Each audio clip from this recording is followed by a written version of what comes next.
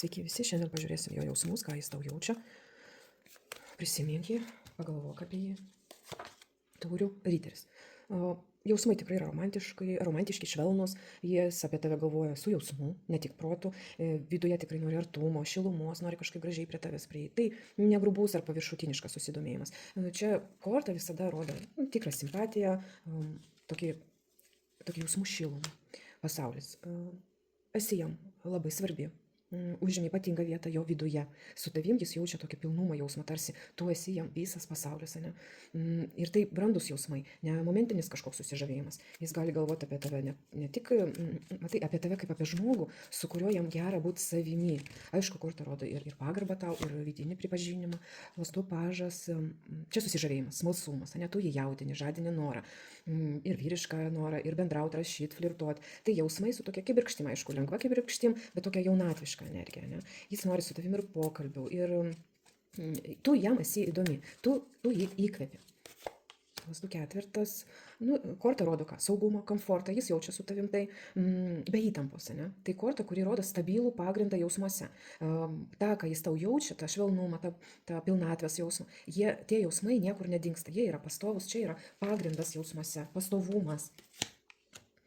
Monetų karalienė turbūt žiūri tos pačios merginos apie tą patį vyrą, nes neseniai dariau apie jo mintis, tai irgi išėjo monetų karalienė. Tai jis mato tave labai vertingą, ne tokią brandžią, patikimą moterim.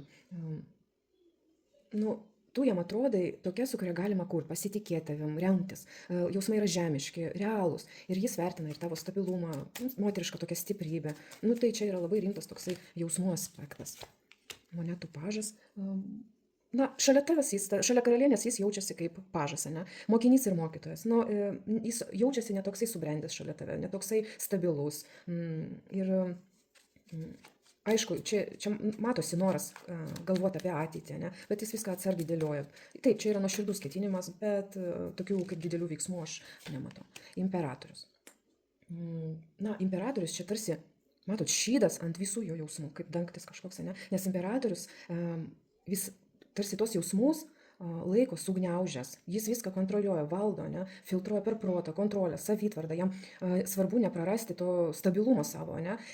Todėl jis gali atrodyti ir toks šaltas, griežtas, šiek tiek lėtesnis, jis bijo paleisti savo tos visus savo jausmus, nes čia yra sąmoningas toksai savęs suvaldymas, nes jis nenori būti silpnas, ne? Nes jausmai jam yra pavojingi.